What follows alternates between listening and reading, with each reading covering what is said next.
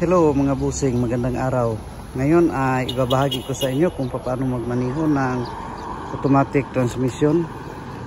Ang gagamitin kong sasakyan ay itong aking Toyota Vios XLE 123 CVT model 2024. Siya nga pala, ang video ito ay para sa mga baguhan o gusto matutong magmaneho ng automatic transmission. Meron din akong video about manual transmission. So bago magmaneho, dapat tapos mo nang na-check ang tire pressure, engine oil, fluid, etc. Sa akin nakaugalian, bago ako sasampa sa sasakyan, iikot ako sa labas ng sasakyan to see to it na walang mga batang nagtatago sa likod ng sasakyan o kaya walang mga aso o pusa na nasa ilalim ng sasakyan. Kawawa naman kung masagasaan. Depende sa height na nagmamaneho, dapat i-adjust natin ang driver seat. Mayroong lever sa bandang baba kung nakita natin. Kung itaas natin ang ating upuan, pwede natin itong gagawin sa pamagitan ng ito, may mga dapat tayong hihilahin para tumaas, o kaya kung gusto nating i-move forward or backward, itong lever na ito, iangat lang natin yan, pwede na nating i-adjust ang upuan ng driver. At sa inclination naman, yung sandalan natin, ito, pwede natin itong gagalawin. Okay, hindi dapat natin kalimutan ang seat belt. Ito yun. Ito yung kanyang saksakan ng seatbelt. Ito naman yung seatbelt. Republic Act 8750 Seatbelt Law, approved on August 5, 1999 sa private vehicles. Lahat na pasahero, both front and rear seat passengers, required magsuot ng seatbelt. Ang mga bata na 6 years old pababa ay bawal umupo sa front seat ng sasakyan. Nasa section 5 yan. Kung hindi ka nagsuot ng seatbelt at kahit na 50 km per hour lang ang takbo ng sinasakyan mo at nag-crash ang iyong sasakyan, God forbid, ay parang nahulog ka galing sa 4th floor ng building. Kaya hindi natin kalimutan magsuot ng seatbelt, para na rin yan sa ating kaligtasan. Okay, mayroon tayong dapat pang gagawin, ano? Dapat i-adjust natin ang ating mga side mirrors. Depende na yan sa hiyang natin. Depende sa tangkad ng nagmamaneho. At dahil ito ay XLE, Toyota Vios XLE, ang pag-adjust ay hindi na manual. Mayroong knob ito.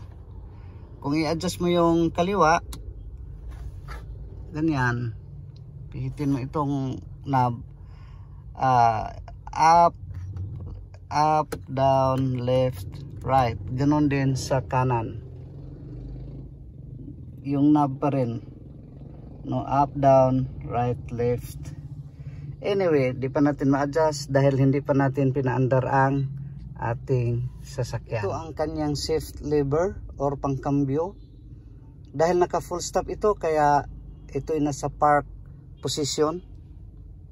At ang kanyang handbrake or parking brake ay naka-engage. Okay, ito yung ating brake pedal at saka gas pedal or gasolinador. So tandaan natin na dapat ang sakong, yung heel ng ating paa ay nasa pagitan ng brake pedal at saka gas pedal or gasolinador. So bago natin i-start ang ignition switch ay dapat nakaapak tayo sa brake pedal. Ito yun, no? May napakan natin bago i-start ang makina. Ito yung kanyang ignition switch, lock position, ACC or accessories na position, on, and then start. Ito yung susi ng sasakyang ito. Kung isarado natin ang mga pintuan, pindutin lang ito. Kung buksan ang mga pintuan, Ito naman, yung lalagyan ng mga gamit or kung ano pa mang ilagay natin sa likod, yung compartment sa likod, ito lang, i-press lang natin ito, bubukas na ang compartment. Ganyan lang kasimple. Tandaan natin na dapat nakaapak tayo sa brake pedal kung i-turn on natin ang ignition switch, at tandaan din natin na ang shift lever or cambio ay nasa P or park position, at ang brake or handbrake or parking brake ay naka-engage pa. Ito yun. So, isaksak na natin ang susi. Ayan, nasa lock position yan. So, pihitin natin pa kanan or clockwise. Naka-ECC tayo niyan. At ang gumagana ay itong ating infotainment. No, i-off ko ulit. Yan. Pag i-on natin, i-turn natin ang susi papuntang ECC. Ayan. And then on. Ito. Nasa ECC tayo. Tapos pihitin natin to papuntang in. Sa gabo ng plus oil, mga kaigsuunan ko. In-off ko muna yung radio. So i-on na natin. Ito ang mangyayari sa ating control panel instrument. So i-on ko ha, tingnan nyo. Yan. Pagkawala ng mga ibang ilaw, start agad. Tapos habang naka-start yan, automatic na binibitawan ko itong susi. Pag naka-start na, bitawan mo lang at ang susi ay babalik sa on position. Ayan.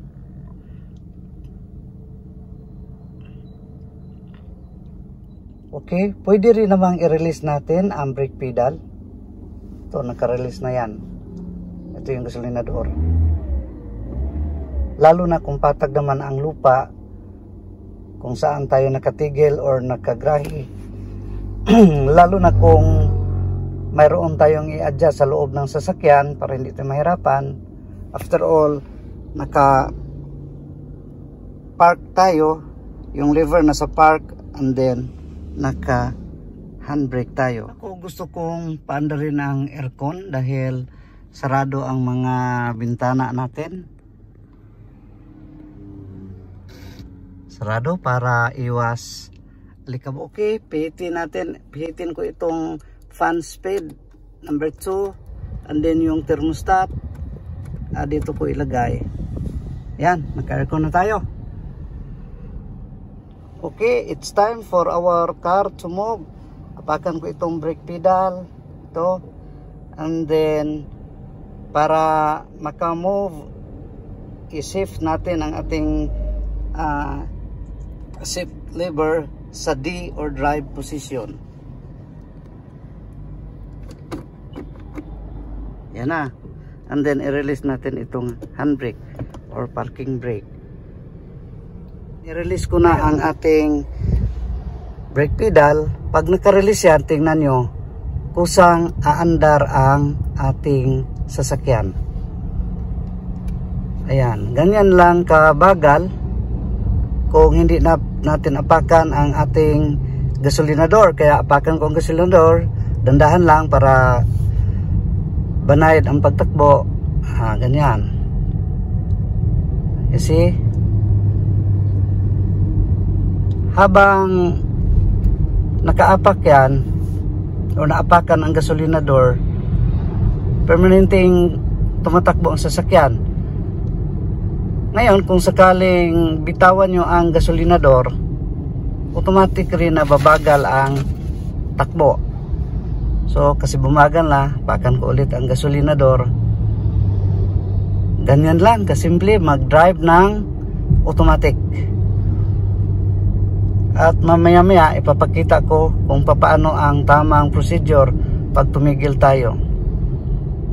Pag tumigil na tayo, apakan lang itong brake. And then, ito ang proper procedure. Tumigil na tayo, napakan na yung brake. Ang proper procedure is ilagay sa handbrake, ilagay sa neutral. Pag ilagay mo sa neutral, safe na yan para ilagay sa P or park position. Pag nakaganyan, pwede mo na bitawan ang brake pedal, and then bago i-off, siyempre bago i-off ang sasakyan, off itong lahat ng mga controls, fan, thermostat, infotainment, and then i-off na itong susi. So ganyan lang mga kabusing. Maraming salamat sa inyong panunood. Bye bye, God bless.